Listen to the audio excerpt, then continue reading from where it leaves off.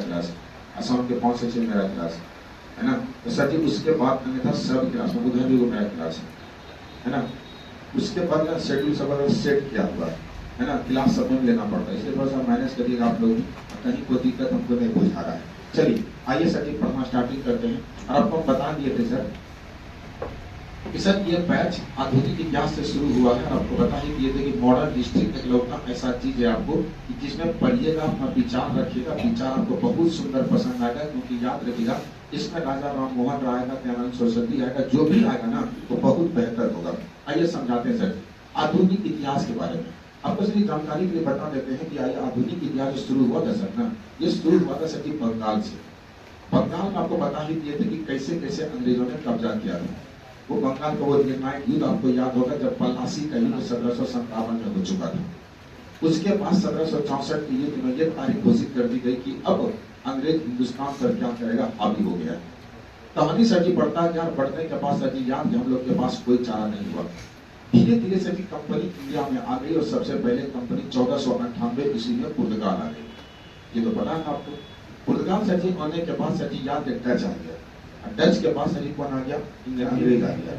और अंग्रेज के पास सर जी कौन सी आ गया, फ्रांसीसी आ गया, फिर स्वीडिश आ गया, ऐसे करके सारी कंपनी आ गई। तो सर जी याद ये सारी कंपनी आने के बाद हिंदुस्तान में 2 कंपनी का कब्जा शुरू से भी था और बाद में भी रहा। इसमें पहला का नाम था पुर्तगाल। पुर्तगाल शुरू से पहले आया भी था और सबसे लेट से गया भी था। इसके बाद सर जी हिंदुस्तान में अंग्रेज था, ये बात को याद है। अब ये दोनों अंग्रेज हिंदुस्तान में ही से चली रहेंगे। इस बात का नेतृत्व 1661 के विवाह होने के बाद पता चलता है। इन दोनों के बीच में वैवाहिक संबंध हो जाता है चार्ल्स ड्यूक और कैथरीन ब्रेगेंजा के बीच में। ये सब सारा बात सर जी आपको पढ़ा दिया गया है। अंग्रेज हावी होता चल गया और बाद में सारी कंपनी खत्म हो गई। फ्रांस को हम लोग कर्नाटक युद्ध में हरा दिए। तीनों कर्नाटक का युद्ध हुआ, तीनों दिन में युद्ध हुआ था। तो सब बहुत दिन के बाद आपसे मिले हैं, इसलिए थोड़ा सा पीछे बैकअप में जाना जरूरी है। सर जी कहानी यहाँ से बढ़ती गई और बढ़ने के बाद सर जी याद रखिएगा बढ़ता हुआ अंग्रेज का अत्याचार को देखते हुए सभी हिंदुस्तानी भाई ने एक आवाज उठाई। इस आवाज का नाम 1857 था। ये क्रांति बड़ा बेजोड़ हुआ, लेकिन सर जी याद रखिएगा सबकी भावना एक साथ नहीं आई।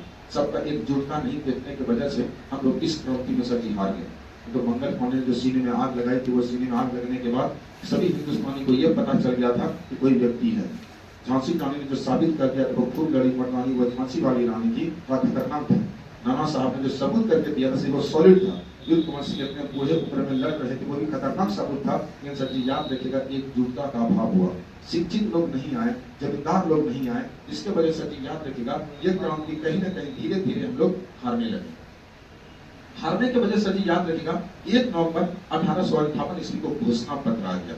वहां से लिख के भेजा ब्रिटेन से और कहा कि जाइए इसको पढ़ दिया जाए इलाहाबाद में।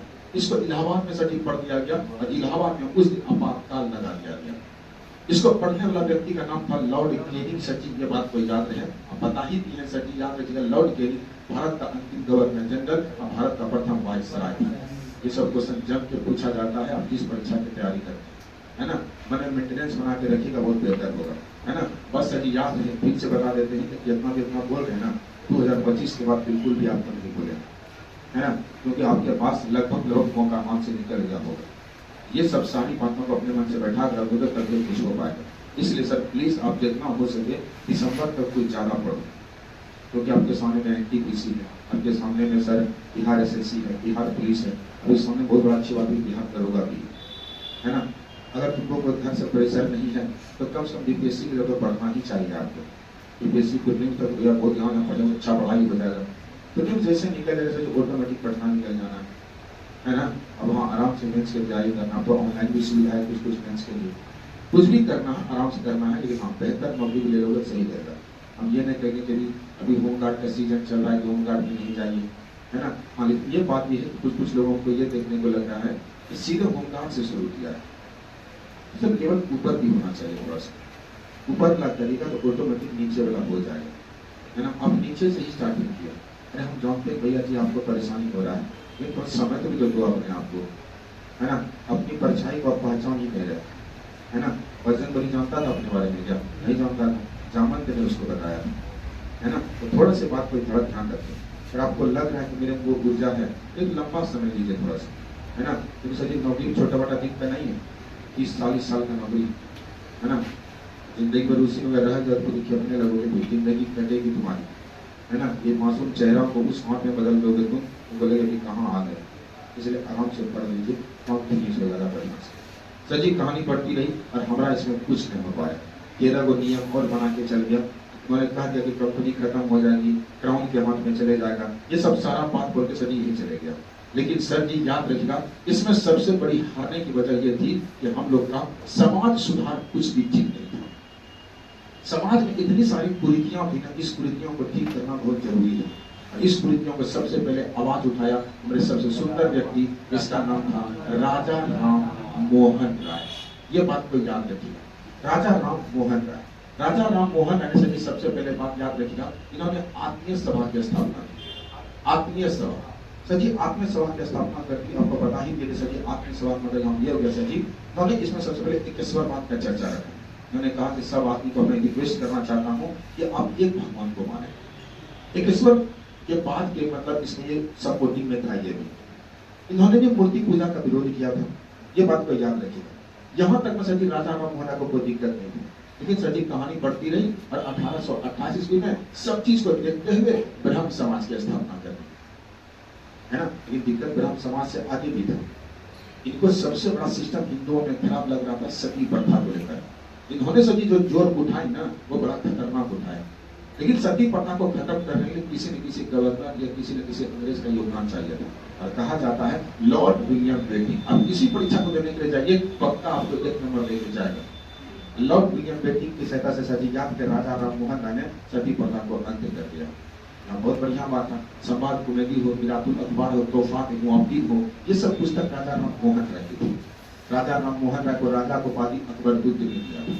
ये सब सारा सिस्टम आप पढ़ चुके हैं, है ना। चलिए आज की क्लास को अब यहाँ से शुरू करते हैं, जिसका सही नाम है आर्य समाज। चलिए देखिए थोड़ा सा सजी पहले अब हम लोग जो पढ़ेंगे, अब जो समाज में कुछ कुछ और कुरीतियां रह गई है, इसको सिस्टम को ठीक करने के लिए आया आर्य समाज। सभी विद्यार्थी को पता है कि सजी आर्य समाज का स्थापना 10 अप्रैल 1875 ईस्वी को हुआ था। ये बात तो याद है, लिखना नहीं है। दयानंद सरस्वती,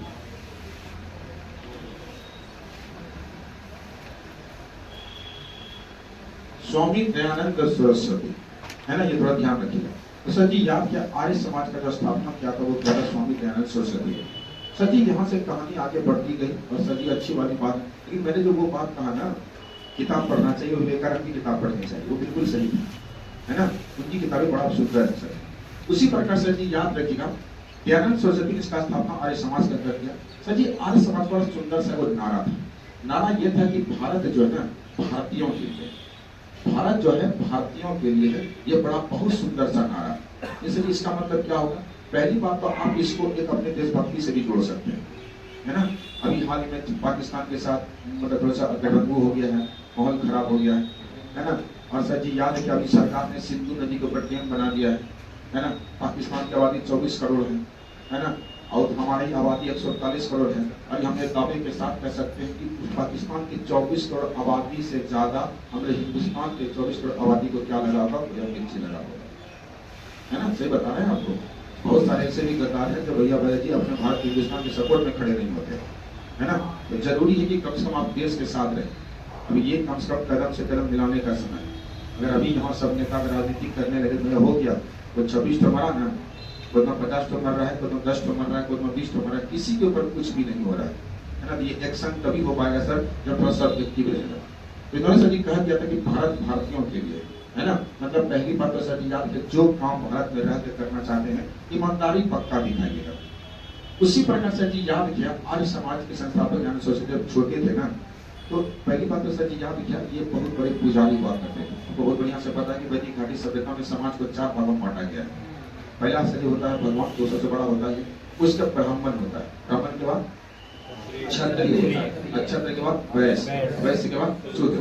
जो एक दूसरे को ज्ञान देता है उसको ब्राह्मण कहते हैं, जो किसी के अंडर आके काम करे उसको शूद्र कहते हैं। तो सर जी उसी प्रकार से याद रखिएगा, है ना। ये जो है सर आर्य समाज के संस्थापक हैं सरस्वती, इसका पूरा परिवार जो है शिव जी के कुछ ज्यादा ही बड़े भक्त थे, है ना।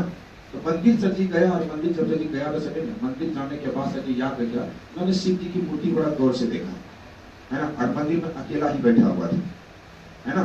तो कुछ देर के बाद ये देखा कि मंदिर में जो शिव जी की मूर्ति में जो प्रसाद चढ़ाया हुआ था ना, वो चूहा खा रहा था, है ना। इसके मन में देखकर बड़ा खतरनाक टेंशन आ गया। उसको लगा यार भगवान के ऊपर प्रसाद रखा हुआ है, चूहा खा रहा है, भगवान इसको कुछ कर नहीं रहा है, ये कौन सा बात है ना। तब सजी याद रखिएगा, अपने गुरु से जाके मिला, गुरु से मिलने के बाद यही क्वेश्चन पूछा कि ये कैसे हो सकता है, भगवान जी के ऊपर प्रसाद रखा हुआ है, भगवान कोई और खा रहा है, भगवान जी रक्षा कर ही नहीं रहे तो तुम्हारा रक्षा कैसे करेगा, है ना।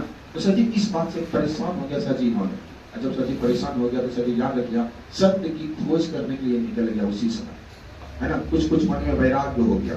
आपको पता कि गौतम बुद्ध की 4 चीजों को देखकर वैराग्य हुआ था।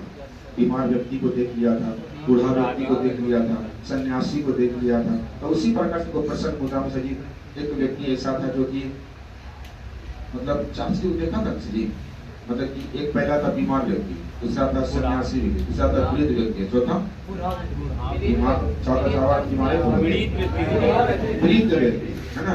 सर जी याद रखिएगा, ये सभी जो सभी हुआ करता था ना सर जी, ये हिंदुस्तान के लिए थे।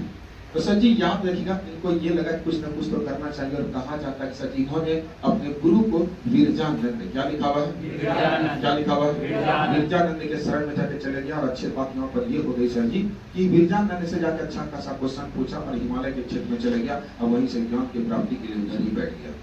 तो दोबारा जब कहोगे कि मेरा आया, तो बिल्कुल भी नहीं आया।